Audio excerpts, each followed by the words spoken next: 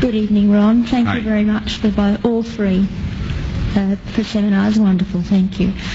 My question is that you said that you had the blood of our Lord examined by the Israelis. That's correct. What was their determination of that? Okay. Now, we won't be able to take second questions. I'm sorry if you're on your second one, please just step out. I love you, but we're running out of time. Real quickly, okay. Dried blood is dead blood.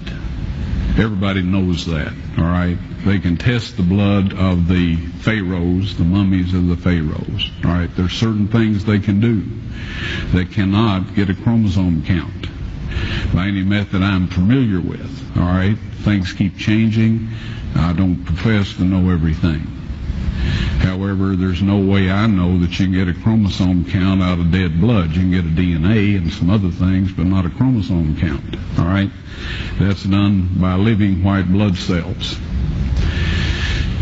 Now then, first of all, in this analysis, I took the blood into a laboratory in Israel. I asked one of the people I work with in antiquities, where is a good laboratory that does reliable work? And they said, such and such, such and such. I took it. I just said, please examine this blood and tell me what you can tell me about it. All right? They said, well, look, we're going to reconstitute it. We're going to put it in normal saline and keep it at body temperature for 72 hours with gentle swirling. All right? That's their business. That's great. I said, now I want to be there when you check it out. They said, fine. So I was back. They checked it out. I said, now, they said it's human blood. We can tell that. They did whatever tests they need to do. And then I said, take some of the white blood cells and put them in a growth medium and keep them at body temperature for 48 hours. And they said, well, that'll do no good because it's dead blood. I said, would you please do that for me? And they said, okay, we'll do it. So anyway, I said, I want to be there when you take it out and examine it.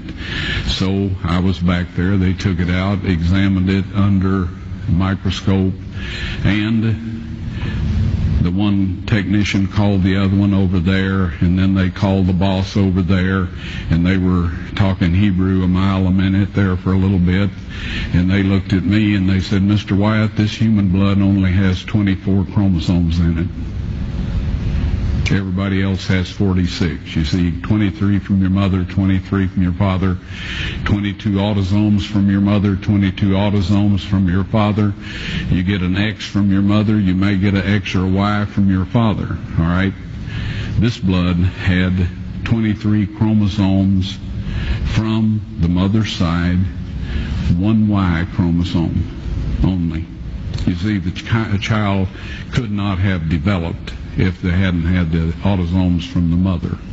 So all of his physical characteristics were determined by his mother's side of the family, her autosomes. His maleness was determined by this one Y that came from the source, not a human male.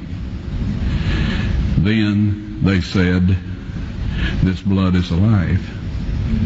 And then they said, whose blood is this?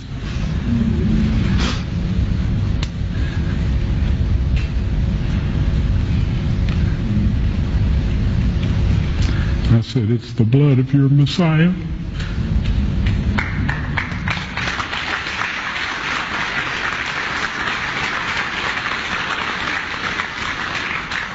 And I assure you those men's lives have changed. You're welcome.